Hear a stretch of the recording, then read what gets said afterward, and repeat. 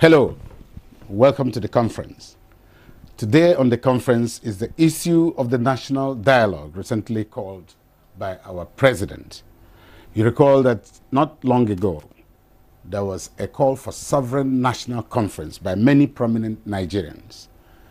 This was opposed by a section of Nigerians who said that their conference should not be imbued with the quality of sovereignty, which is a condition of independent authority over a given geographic territory, say Nigeria.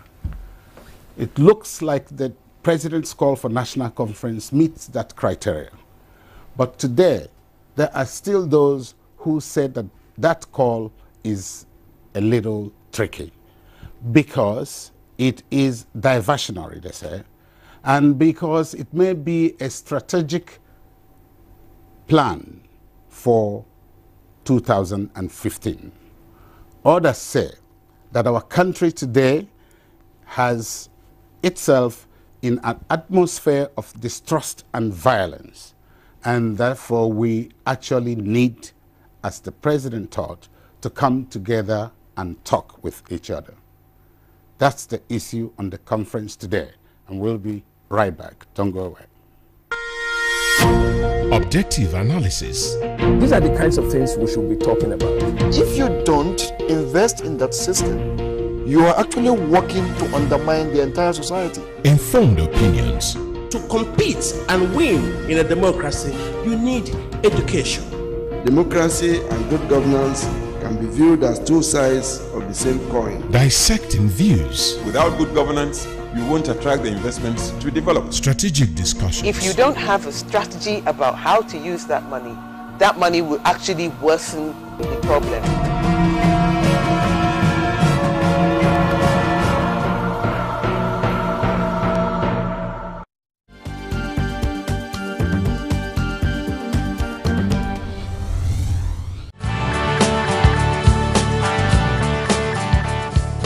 Good governance breeds a stable democracy, and a stable democracy ensures tangible development. The Kenny Namani Center upholds this and so institutes a strategic plan and systemic implementation formula for ideal governance ordinances.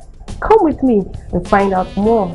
Here we uphold high standards of governance to ensure sustainability. These we achieve through programs for executive leaders and youth.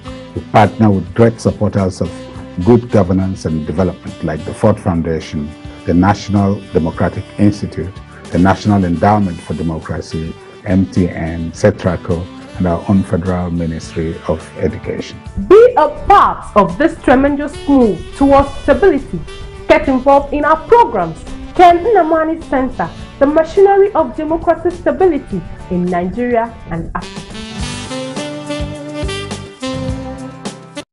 Welcome back. Today we are discussing the national conference recently called by the president. And with me today on the conference are very patriotic Nigerians, those who are very knowledgeable to discuss this important issue. On my immediate left is Mr. Modibo Kawu, who works as chairman and CEO of multimedia company of Word, Sound, and Vision Multimedia Limited in Abuja. He's also chairman and of the editorial board of Blueprint newspaper. He writes a weekly column for Blueprint and for Vanguard newspapers. On his immediate left is Honorable Yusuf Maitama Tuga, oil and gas consultant and former member of our House of Representatives, where he was chairman and committee of the Committee on Public Procurement.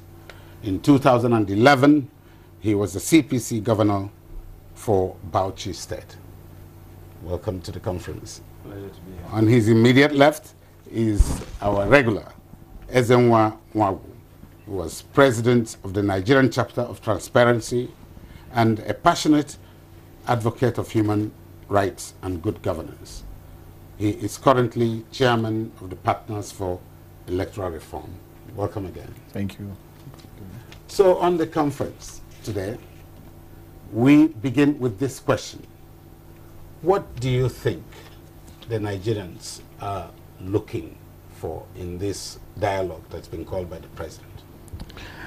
Well, I'm happy you said the president called a national dialogue. Essentially, I think that a lot of contradictions have built up in Nigeria over the last couple of years.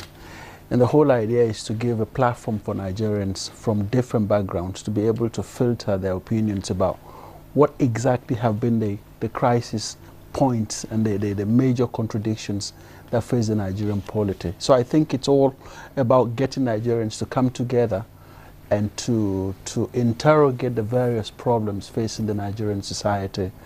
But the problem is not that Nigerians want to come together. There's been a lot of discussion and controversy about the method of holding that kind of discussion as you introduced. Some people have argued for a sovereign national conference.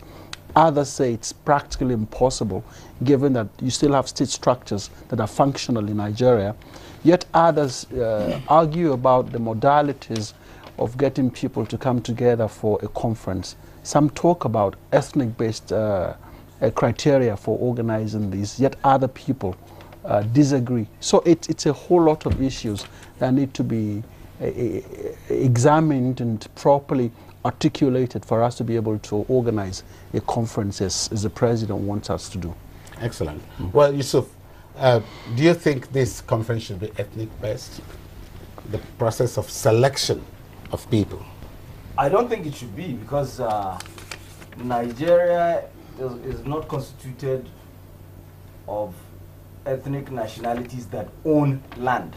The land does not belong to ethnic nationalities.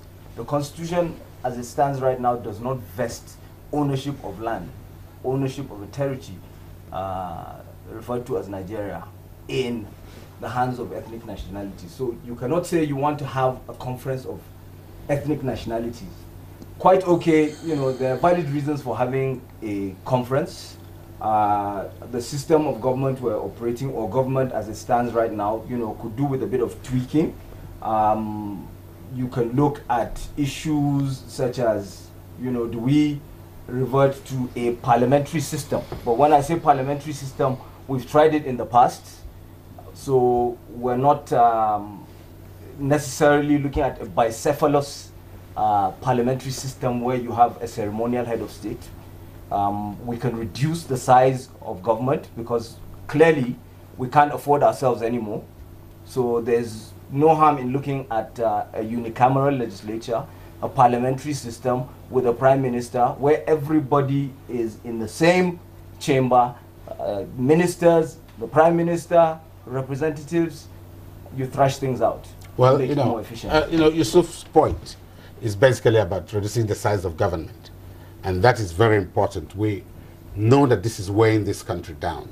Not too long ago, the governor of the central bank made this particular case about reducing the size of government. Is it one of the things you would consider to be on the table at dialogue as a one? Well, I think the first thing is the assumption. We are proceeding on the assumption that Nigerians want a conference. But the president thinks so, says he wants a dialogue, decides to set up a committee that should find out from Nigerians whether they want a conference. We've not got that report yet. So to even proceed from the assumption that Nigerians already want a conference is for me, preposterous. And I think we should be a little cautious in the way we proceed, because we're already going ahead as if there's a conference. At a conference, as if we have been presented with a fait accompli. And I think we need to deal with that. So, well, but do you think there's a need for dialogue? Having said that, yes. I will proceed from first the premise that, look, why is there a resurgence of the call for conference? Why is it that we now want to talk? We used in post-military era the whole idea about, pre-military era, the whole idea about this sovereign national conference was one of the ways that we thought we were able to get the military to step out. Look, because sovereignty vested in a few people, the people who had no input into governance under the military. So the call for a sovereign national conference was strong and tough. It was defeated. The military ensured that it didn't happen. So we transited to civil rule. Now the whole idea is that 13 years down the line, we thought that civil rule will have been able to address some of the issues that led to the call, perceived marginalization, you know, the insurgency, violence, and all of that has characterized our polity. So first, we must admit that the resurgence of the call for a national conference is first and foremost a failure of civil rule to address those challenges. So having compounded the problem, Nigerians are feeling that, look, perhaps this government has no response to the challenges that we face and our fears. But we can then talk. But so do I agree that there is a need for us to talk? Yes, but we must then situate it correctly to be able to make headway. Okay, so there's a need to talk, but it says it is not all agreed to, and we should not jump before we hear from the committee that the president has set up. But the need to talk, whether to get Nigerians together on the basis of ethnicity or on the basis of any other criteria. Is there a need to talk to resolve the problems that we find ourselves in here today? As I said at the introduction, the problems of distrust and violence. Well, on the issue of the need to talk, the best way to decide whether we need to talk or not is to have a referendum. And the way our constitution stands right now, there's no room for such a referendum. So I think maybe the starting point would be to have a referendum. Amend the constitution as it is right now for Nigerians to decide, if you want to make it truly democratic, that is. But it seems we're already on autopilot. An article that was written by Professor Ben Nwabweze in, was it August or thereabouts, the North-South divide, clearly shows that, you know, he's made up his mind that the way forward for Nigeria is to break up the unity that northern Nigeria has, even though he contradicts himself in the very same essay. On the one hand, he's saying, you know, the problem is the unity of northern Nigeria. On the other, he's saying, well, they're not really that united anyway. So he can't seem to make up his mind. And then, what is, you know, creating an ambience of suspicion about the whole national dialogue issue? What has compounded matters even further is the fact that this same Professor Ben Nwabweze is saying he single-handedly wants to draft the constitution that will be tabled before the national conference. Now, if you look back at the 1977, or should I say 1979 constitution, the constitution drafting committee consisted of about 49 people, chaired by Chief Rotimi Williams. And now here you have just one single individual who has already indicated, you know, his bias in the very same exercise, and you know, you can see that, you know, he is not objective when it comes to, he has very strong sentiments about, you know, certain sections of Nigeria, and that he is claiming now that he wants to draft it and present it. Well, Yusuf's point is quite clear on the article written by Professor Nwabweze. But surely Professor Nwabweze is not single-handedly driving this talk, this call for he is not, national but conference. you look at the choice of the president, the members of the committee. You had Professor Ben Nwabweze was nominated. Colonel Inyam, who lived in northern Nigeria, lived in Kaduna, went to NDA, but you know, refused to even learn the language Hausa because of the disdain he has for northerners, was nominated also. But he's been kicked out. You saw the outcome. He's been kicked out. Yeah. Well, but okay, look, Modibo, on this issue of Professor Nwabweze's article, I'm sure you've read it. I did. And we should just take it out of the table. No, I think there's a more fundamental issue. It's that from the period of military rule, there has been, let me use the word decidedly, an oligarchy based in the southern part of Nigeria that has made a career out of agitation for a sovereign national conference. They have a very strong platform in the media. And in recent times, they have been grouped in the Patriots, and they have a lot of people around the Lagos area. These have been the people who have continuously agitated. Of course, Professor Nwabweze is one of them. Now, the argument they've always posited is that they wanted ethnic communities to come together to discuss the problems facing Nigeria. And the counter argument has always been that Nigeria is not only a sum total of ethnic groups. The identities of the Nigerian people have continued to shift. And those who have this ossified perspective about ethnic groups coming together miss a lot of the nuances about the issues facing the Nigerian people. I have argued severally that if you do a demographic analysis of Nigeria today, you have a situation where 75% of the population is under the age of 35. 45% of the population is under the age of 15. You have a situation where 44 million young people don't have a job. Or voice. Or a voice. And for them, the issues facing them are not the contradictions of ethnicity, but they need jobs, they don't have good skills, education is in crisis. So these are more fundamental issues, I think, and these problems are located in the political economy. They are related to issues of governance or bad governance, and these are more fundamental and central issues facing the Nigerian people, I think, than fixations about ethnicity. I think you are absolutely correct that those things are very, very fundamental. But as I want you to take this from that point. The issue of shifting identities exists, and we know this to be true in social sciences, and this to be true in the case of Nigeria in particular. But should we now think that there may be a different way of organizing participation without basing it on ethnicity? Yeah, I think what has defeated the Nigerian ruling elite is their inability to build a modern state. Yeah. And because they also don't understand what constitutes a modern state, there is no country that is moving forward around these considerations.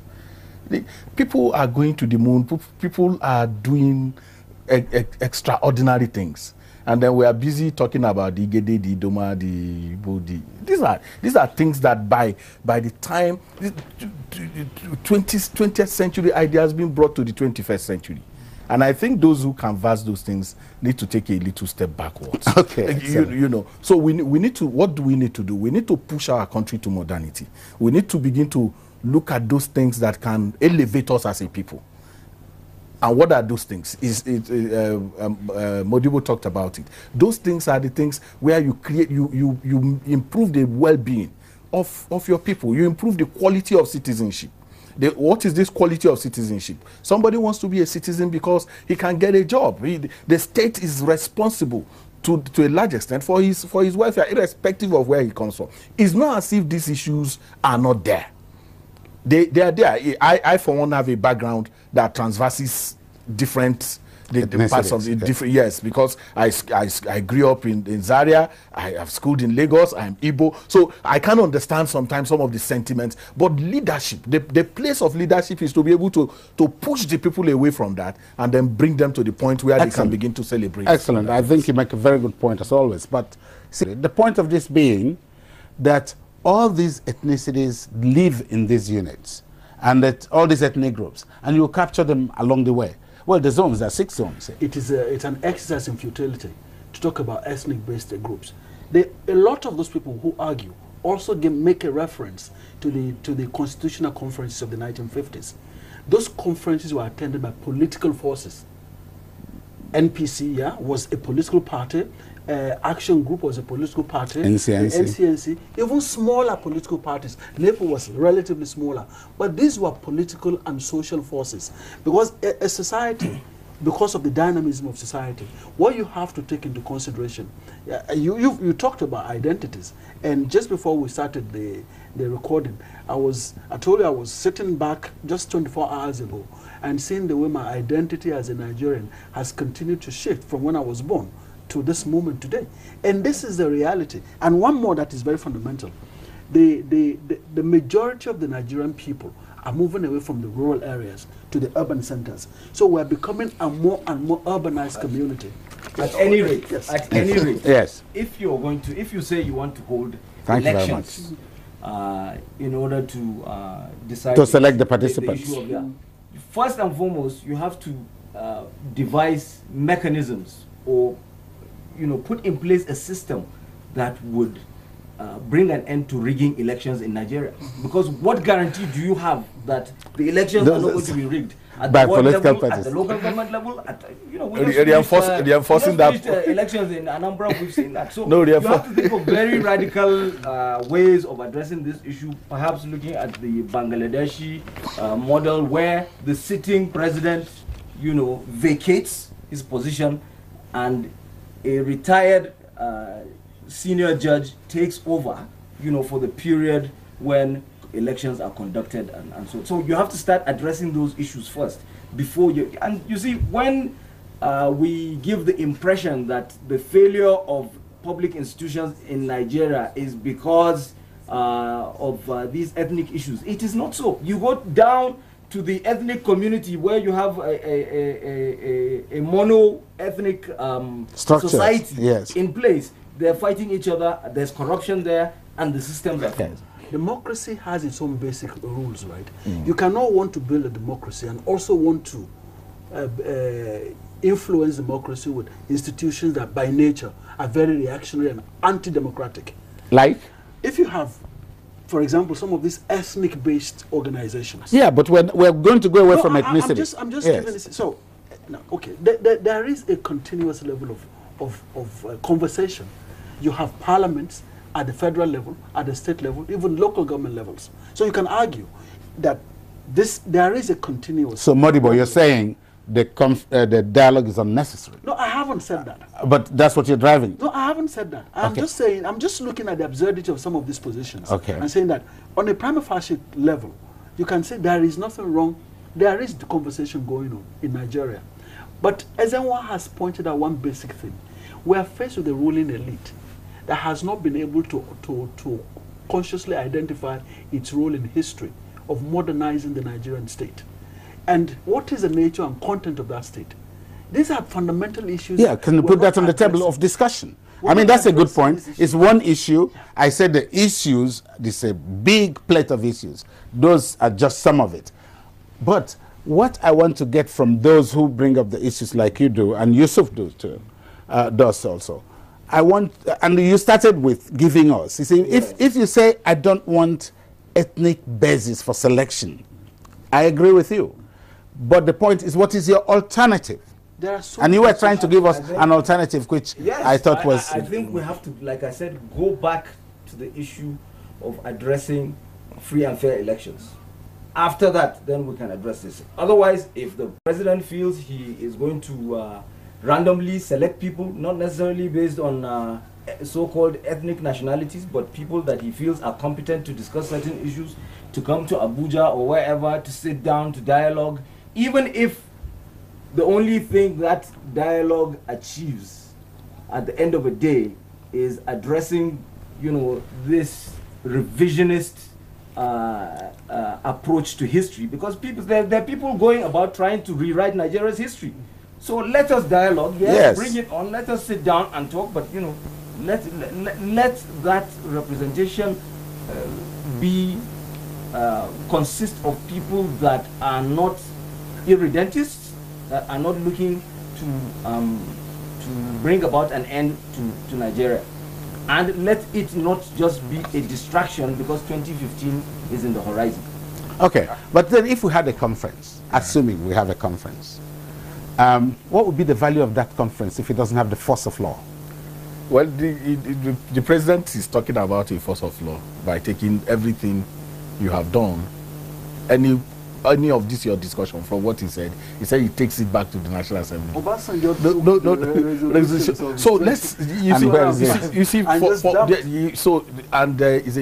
for me there's a fund. But that's killing it. If you take it to the National Assembly, the place is because it can be just the place is a burial ground. It's a burial ground of good laws. So you need to deal. So can we go to referendum? So it's important. The referendum part of it is but it's not constitutional. What have we not solved? We've solved the problem. We use doctrine of necessity to deal with what is not in the constitution. So we can invent things. You see, to hide under legal, very legal, to not to do what is right. So just suggest to me, what will you give as a way for us to be able to implement referendum? There is something he said now, which you can't run away from. Our inability to count ourselves according to Chido Dinkalu. We can't even know, we don't know how many we are. We can't count, our elections are not the best, as you know. We have rigged even elections that we are going to win. Issue of well, I'm going to come back to you. We've been discussing the issue of the national conference recently called by our president.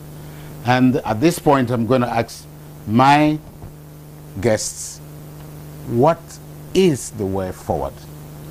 Well, if we agree that there must be a national conference, I think that we should have a representation based on the social forces of society. First of all, we're having a demography of young people, so there must be a good representation, for instance, of the trade union movement, of women's movement, youth, and the unemployed, and the political parties, and maybe traditional institutions and forces in society, peripheral issues. Thank you very much, Modibo. And Yusuf? The way forward is we have to get elections right. The Nigerians need to take back government from those in government, because as it is right now, there seems to be, the social contract has been broken. Those in government are holding on to unearned income, unearned rents coming from oil. No need to tax the people, therefore don't ask any questions. So we need to take Nigeria back. Thank you very much, Yusuf. That would be a very good point to discuss the next conference. What's your way forward? Way forward is that if you want to have a conference, even the redentists must come to the table and be defeated if they have to. But do not have a conference in which you are already determined those who should participate in it. It's very important. Thank you very, very much, Ezenwa. And there you have it. Today we have discussed the issue, and no matter what camp you belong to, we hope you have gained from today's discussion. See you next time on the conference. Thank you very much.